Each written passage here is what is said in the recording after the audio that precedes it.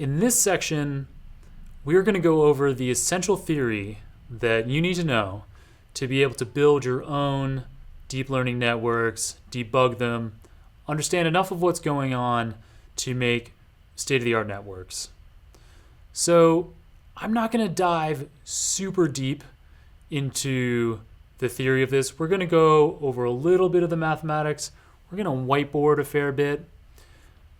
If you want to really delve into the math here, I recommend, if you're getting started in this space, with something like Michael Nielsen's Artificial Networks and Deep Learning textbook.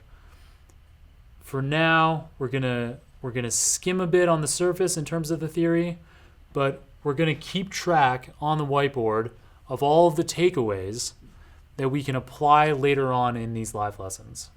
So that means that if something is a little tricky, don't worry about it. We'll still have the takeaway, and we'll be able to apply. We'll be able to apply things later on. I want to start with a picture of a brain cell, of a neuron. So we keep talking about artificial neural networks, and they do in fact have a biological basis. So this here is a neuron, a biological one, and it has 4 inputs going into it. In biological neurons, they're called dendrites. And then there's a body of the cell, and there's this single axon that carries information away from the cell. So in a real biological neuron, you could have thousands of these dendrites creating inputs onto the body. And small changes in charge, in electrical charge, that are carried along these dendrites, if they have an effect that changes the charge on the body of the neuron over a certain threshold, then this axon will fire. So all of those elements were incorporated by Frank Rosenblatt in the 50s at Princeton University when he created an artificial neuron. So we'll erase this. The way that his worked, we'll use straight lines, but the same kind of idea. There was a cell body that's doing some kind of computation, and there are as many inputs into this neuron as you like. We'll just use 3 in our example here. And then just like a biological neuron, there's only one way for the information to go out. In the simplest way of thinking about this artificial neuron, we have binary inputs, so either a 0 or a 1 at each of the 3 inputs. And we have a 0 or 1 binary output as well. So we could think of this as like an example to make this more clear. So let's say this is a neuron for deciding whether I'm going to go to the gym today. So gym, yes or no, is the outcome that the neuron is deciding. Well, I have 3 factors that determine whether I'm going to go to the gym today. The first factor is, did I have coffee? The second factor is, did I go yesterday? And the final factor is, are my friends pressuring me to go? So these 3 different factors have different weights. So whether I have a coffee or not, that is a weight of 2. Whether I went to the gym yesterday or not is even slightly more important. So I actually didn't go to the gym yesterday. So if I didn't go to the gym yesterday, then I really should go today because I already had a rest day. So this will have a weight of a 3. So this is a more important predictor. But the most important predictor is whether my friends are pressuring me or not. So we'll give a weight of 6 to that. I'm just going to highlight the weights in a different color here. So in the calculation here in the middle, what it's doing is it's taking the sum of all of these inputs, and if that is over some threshold, let's set our threshold at 4, then I'll go to the gym today. So let's say that yes, I had coffee, but I did go to the gym yesterday, and then I also don't have pressure from friends. So this is a 1, and these are zeros. In that case, then the sum of all of the inputs into the neuron is only 2, and I won't go to the gym today.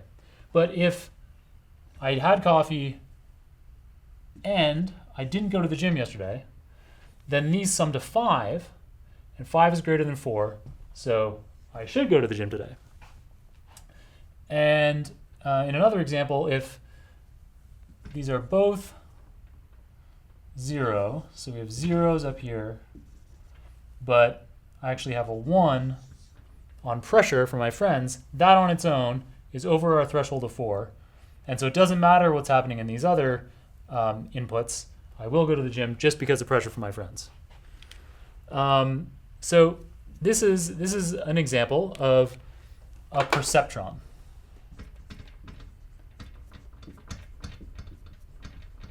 A perceptron is the simplest way of thinking about artificial neurons because it only has these binary inputs and a binary output. But it's also relatively simplistic. So essentially, we can capture all of this in a single equation.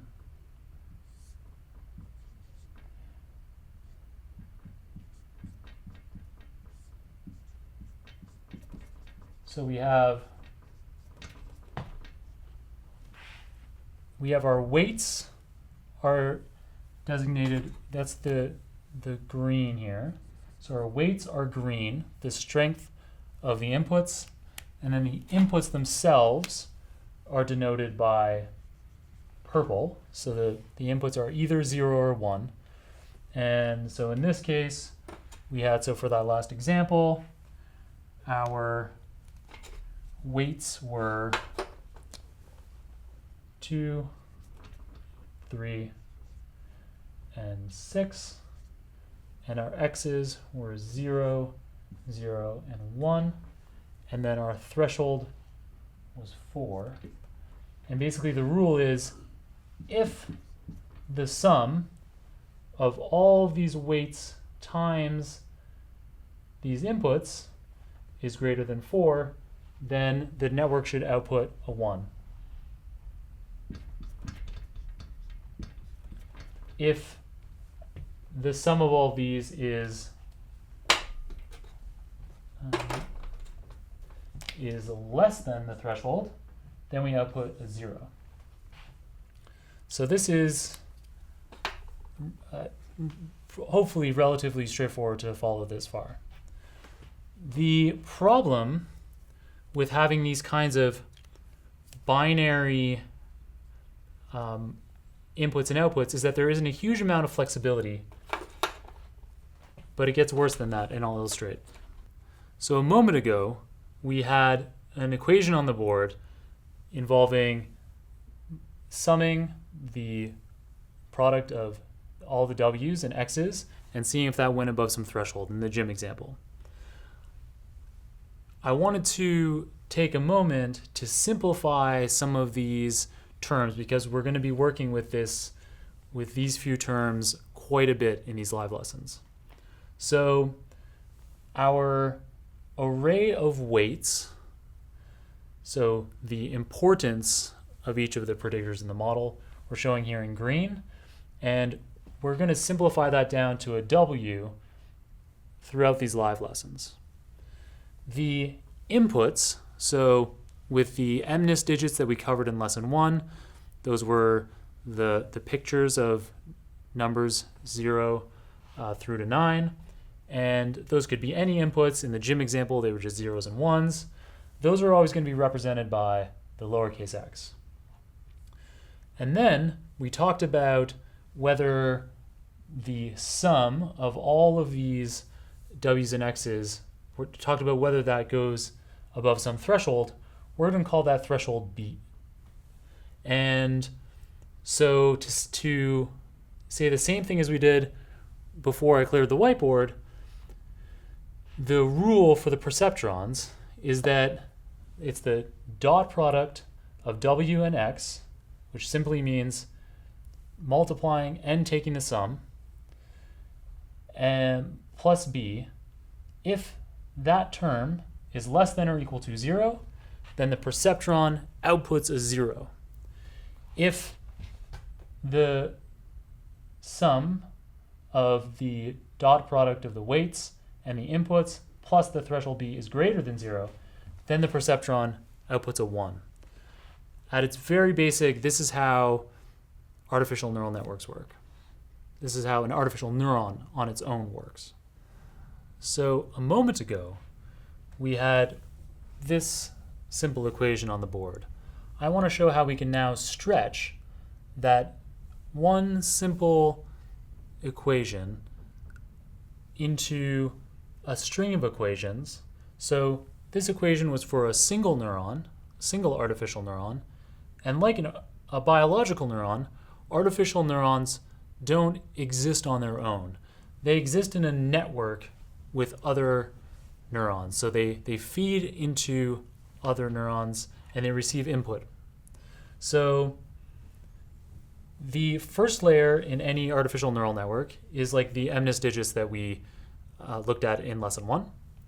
And so the first layer is called the input layer, and that's simply some real values. So I have demarcated those with purple here, and we'll continue to do that.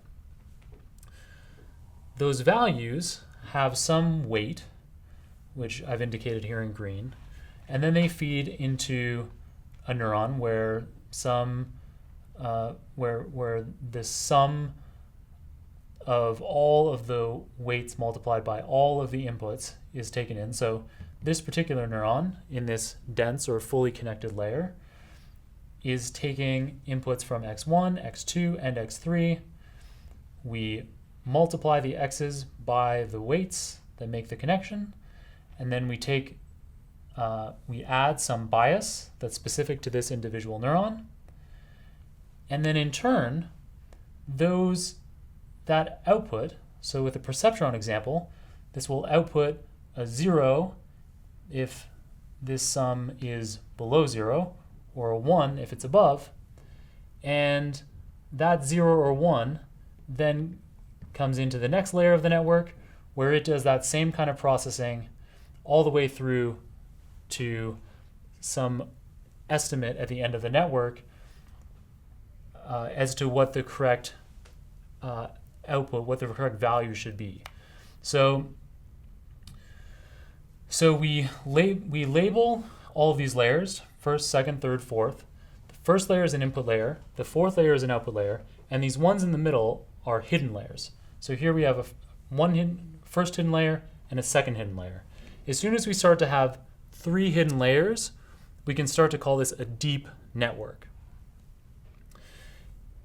Each of these layers allows for more abstraction. So the complexity of what is represented in each layer can have more and more abstraction. So if this was some kind of machine vision task, the first layer might simply be looking for edges, while the second layer is combining those edges into simple shapes. And then an even higher layer later on, these representations are faces or a house. And so then the network is able to make a guess as to what the object in the image is. We'll make that concrete with some examples later on. These artificial networks can be layered very, very deep. Microsoft Research Asia has one with 1,001 layers. But for our purposes, we'll never need more than like a dozen to be solving the kinds of tasks that we're looking at. And in fact, for simpler kinds of classification problems, adding more and more layers doesn't improve your performance because those increasing levels of abstraction are unnecessary. So later on in this lesson, we will build a multi-layer network, and we'll start to build deep networks later on. So we've described now how artificial neurons can be stacked together. So far, we've only had neurons that take zeros or ones as inputs and give zeros or ones as outputs. So this is the perceptron idea, just zeros and ones, keeping things simple. But there's a problem with doing things that way. So as the value being computed by that neuron increases, eventually we reach some threshold where it goes from outputting a 0 to outputting a 1. That change is quite severe. I've made a quick annotation thing here. This w.x plus b, we can start calling it z because we'll be talking about that way a lot. So the problem with this kind of dramatic change is that when we're trying to learn with this large network and we have some kind of incorrectness at the end of the network. So let's say the correct answer would have been to say that this MNIST digit is a 3, but it outputs that this is a 4. Well, so we want to make some change somewhere in the network to be able to recognize it better the next time that we see a 3. However, when we only have zeros and ones as outputs, these binary outputs, and we try to make some small change somewhere in the network, some small delta to fix the network and get a better result next time, we can end up with quite dramatic changes because we change some value just a little bit, some weight just a tiny bit, and that causes a big jump from a 0 to a 1. So it would be better if this was a gradual change. So if we had a shape something more like this, and in fact, we can do that. So all we have to do is transform this shape. So we're going to get on a code example in a second to show how this happens, but this is called a sigmoid function. And so we are able to gradually have this change in output. So no longer are our neurons outputting just zeros and ones, but instead they can output any value from 0 to 1. And that means that we can learn more gently, more slowly, come up with more nuanced changes. So we'll go through a few examples of exactly how the sigmoid neuron makes that transformation in a second. On the last whiteboard, I said that we can transform this z, our output from the neuron, from this severe binary shape to this smooth shape from 0 to 1. So the way that we do that is we transform it with the sigmoid function, and it's a relatively simple function. We simply take that z and we take it through this operation. So on my laptop here, I have created a notebook that you guys have in your TensorFlow Live lesson. So there's this sigmoid function notebook, and we're going to use the function that's in there to show how these transforms happen. So if we have a very small value in here, so like negative 100, if the output from the network was a very, very small number, then the sigmoid still outputs a very, very small number. If the output is very large, so 100, then the largest number that it gives is a 1. So you can see how values cannot be smaller than 0 once they go through the sigmoid function, and they can also not be larger than 1. if the value is somewhere in the middle, then you end up with some value in between 0 and 1. So it's this very simple method to achieve our ability to make small changes throughout this network that allow gradual learning. So we've now talked about two different kinds of neurons. We've talked about perceptrons, which only have the binary output 0, 1. We have the sigmoid neuron, which has this gradual value from 0 to 1. There's two other neurons that we're going to add to our arsenal of options. So in addition, there's a tanh, or pronounced tanch. And this is very similar to the sigmoid. It has a slightly different equation that gives us outputs from -1 to 1.